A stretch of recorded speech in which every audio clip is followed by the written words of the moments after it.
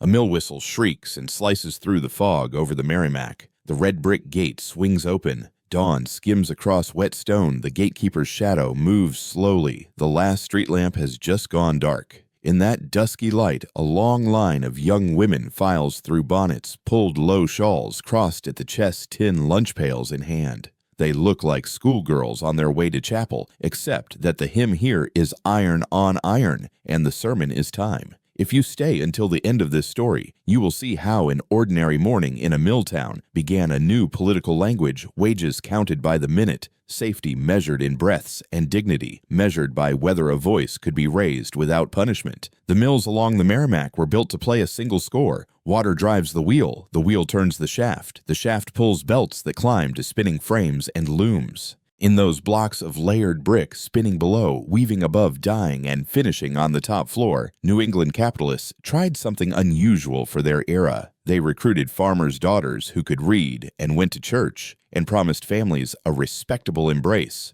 Boarding houses with female matrons, curfews, prayer hours, communal meals. The model had a name, the Waltham Lowell system. Between the river and the brick wall, they tried to reconcile the hunger of machines with the conscience of towns that still kept Sunday quiet. The bells kept the day like a metronome up before dawn, machines turning at 7, a hurried noon. In summer, quitting time near 7 in the evening. In the air hovered a mist. You could almost see cotton dust that clung to hairpins and cuffs and slipped straight into throats. For many girls, the first months were a shock softened by novelty. Regular wages were folded into letters home, school fees for a brother, a father's taxes, a mother's medicine. Some opened a savings book and bought a grammar, a geography, or a psalter at a cheap bookstall. When they had a little time, they wrote. The Lowell Offering, the magazine edited by the mill women themselves, printed clear-eyed sketches with simple titles: A Day in the Mill, A Window Over the River, The Shuttle's Lesson. Not slogans, but the short level sentences that best captured the feel of early industry. Because time could be measured, it could be managed. Overseers timed revolutions per minute, counted thread breaks per hour, logged yards per shift. From the numbers came 2 policies with blunt names: speed up, run the machines faster, and stretch out, add more machines per worker. Nominal wages could hold steady, while real pay shrank under fines for lateness penalties for defects and charges for board and meals. In summer, a workday ran 12 to 13 hours.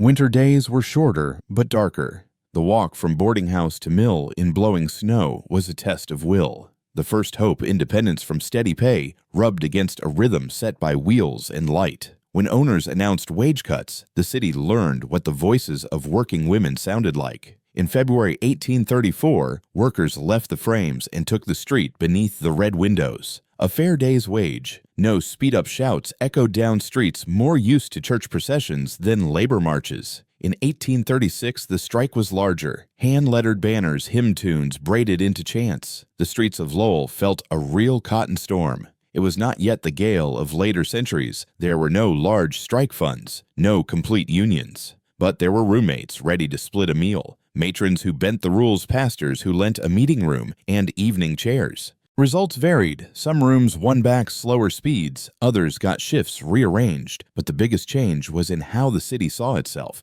The public had heard mill women speak together in the street and had to decide whether to listen. The Lowell Offering kept publishing its gaze now sharper. The paper did not aim to agitate, it aimed to describe and to keep dignity, and that in itself was an argument. Later, Harriet Hanson Robinson wrote her memoir. A girl could follow the shuttle's beat and carry a sentence in her mind. Stepping out in line in 1836, rewove her notions of obedience and right. Memory can darken or brighten, but City Journal's legislative minutes and memoirs are enough to say, this happened, and the word we grew steadier in the telling. By the mid-1840s, the street met the State House. Sarah Bagley, small of frame and bright of eye, and her colleagues formed the Lowell Female Labor Reform Association.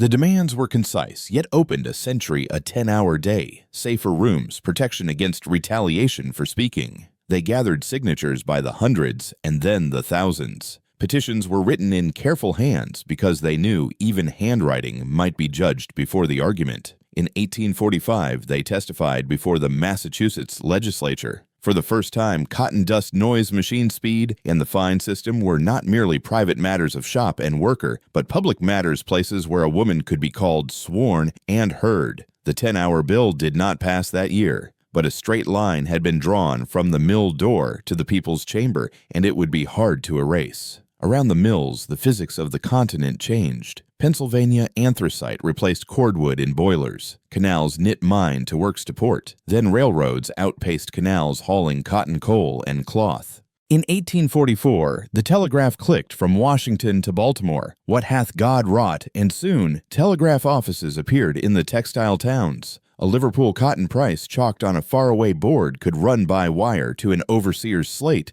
and machine speed could be adjusted that very afternoon. Technology does not care who breathes the dust below its wires. People learn to care by naming the tie between a distant number and a nearby cough. The law shifted too often along slant lines that only later appear to meet. In 1824, the Supreme Court's Gibbons versus Ogden broke New York's steamboat monopoly and opened interstate commerce to competition. It sounds far from a woman minding 4 looms, but cheaper, freer transport let production schedules tighten, and the pace rose where it was easiest to raise on workers' backs. In the 1840s and 1850s, several states passed married women's property acts, allowing a wife's separate property and contracts. That, too, is a line in ink, reaching into a wage drawer, a savings book, and the idea that bargaining is not insolence, but citizenship. Not every change came from courts or capitals. Many grew in lamp-lit rooms with threadlint in the corners. The putting-out system masters sending materials to homes for sewing shrunk.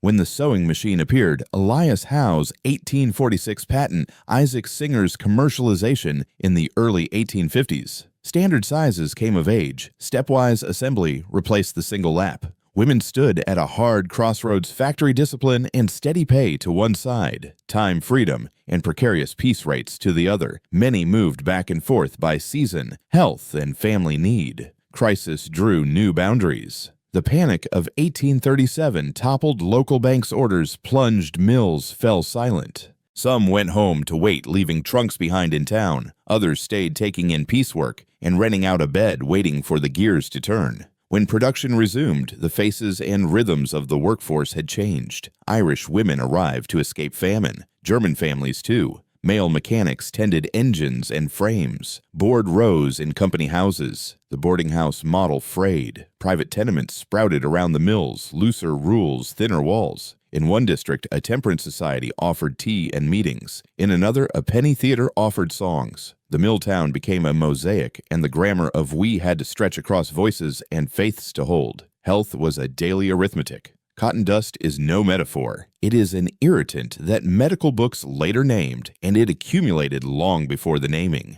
Women tied wet handkerchiefs as masks, asked for open windows and dust hoods. Some overseers regularized breaks and softened winter shifts to keep hands. Others did not. Newspapers printed letters signed with initials. The Lowell Offering hid reality and stories with 2 meanings if you listened. The LFLRA carried number shift hours, accidents into testimony, so the straight line from petition to policy would not be drawn only by story or sentiment. In those years, other movements braided into the mill story. Seneca Falls in 1848 issued the Declaration of Sentiments, demanding equal citizenship for women. It did not raise wages overnight in Lowell or Lynn, but it widened public permission for women to say I and we without apology. Temperance asked where wages go when saloons stand at every corner. Anti-slavery asked a harder thing, the Southern cotton packed into New England machines, so much of it grown and picked by enslaved labor. How does it bind Northern pay to Southern pain? In church basements and reading clubs, a thought took shape that still works on us. Economic choices are moral choices, even when the choice is only to know and not to turn away. Listen closely, and you will hear 3 chords through the score. Money is a dollar, still a dollar, when minutes are eaten by speed-ups and fines. Time does the day belong wholly to the bell, or does 10 hours leave 2 for a night-class church family library? Dignity, may a woman refuse a dangerous station, speak of it, and keep her job? Those axes later became the vocabulary of unions after the Civil War. But the draft lived here first, in signatures, in testimony, in the memory of a line of girls stepping into the snow in 1836. The labor map ran wider than Lowell. In Rhode Island and Connecticut, small spinning weaving rooms employed many women and children. Churches formed the spiritual infrastructure of mutual aid. In New York City, the sweating system bound immigrant women to long hours and low rates in cramped, lamp-lit rooms. In Pennsylvania, rolling mills and nail works hired women in packing, sorting, and clerical tasks near to heat without full pay for hazard. In Richmond, Tredegar Iron Works stood as a Southern industrial exception, but slavery made the labor structure altogether different, and any face-to-face comparison rang false. After the shift, life did not go mute. Streets opened into cheap eateries, bookstalls, and penny theaters. Traveling libraries came. On Thursday evenings, a club discussed a chapter by Harriet Martineau. On Sunday, a pastor preached temperance. On Monday, a women's society gathered coins to buy coal for a sick friend. Between boarding house and mill, a culture took shape: songs, small loans, the habit of minutes, the pride of a new bonnet bought with one's own wages, the decision to keep a sibling in school another year, the courage to sign one's own name under a petition. The numbers are spare and enough. In many rooms, the day ran 11 to 13 hours, 6 days a week. The 10-hour goal advanced piece by piece, shop by shop. Wages rose and fell with orders and with machine speed. Remittances home kept children in school and farms afloat. Injuries clustered around bare belts and open gears. Hospital ledgers became the hidden map of mill life. Literacy and early New England grace gave mill women the tools to write, to petition, to testify. The ledger and the letter went together. By the late 1850s, you could ride steel across the Northeast and send a telegraph ahead of your arrival. The sewing machine moved from showpiece to everyday tool. The labor structure shifted again, and the United States stood on the brink of a war that would burn some arrangements away and harden others. Even so, if you stood at the red brick gate when the bell rang, the formation was familiar: women moving briskly, lunch pails in one hand, a slim book in the other. You might think the whistle is only noise. Or you might hear beneath it a voice that had learned to call itself public. What began as a promise of respectable work grew into a chain of demands: time, wages, safety, the right to speak as concrete and real as the iron that caught the river and turned it into power. Set the first image and the last side by side, the fog torn by a whistle, and a late afternoon when a woman stops at a bookstall with a week's wages in her pocket. Between them runs a thread braided from dated events and places you can stand: the Waltham Lowell system and its boarding houses, the strikes of 1834 and 1836, the Lowell Offering, Sarah Bagley and the LFLRA with petitions and the 1845 hearings, anthracite canals, railroads, the 1844 telegraph, Gibbons versus Ogden in 1824 opening federal competition, Howe's 1846 sewing machine patent and Singer's commercialization in the early 1850s, Seneca Falls in 1848, Married Women's Property Acts in several states. They are patches of a single cloth. Wages, hours, and dignity are not abstract debates. They are measured in breath and bell, in signatures and steps. That is how a whistle becomes a sentence becomes a petition, and a petition opens a road on which other feet can walk without asking leave. And if you stay until the end of the longer story we are telling across these parts, you will see those habits: measuring time, arguing in public, tying distant markets to nearby rooms, carry forward into rail hubs, and steel cities into strikes that fill broad avenues into courtrooms where new rights are tested. Early industry was not only the making of cloth, it was the making of a public workers who could name what they wanted and why, who could say we, and who could demand that the nation learn to hear the difference between noise and a voice.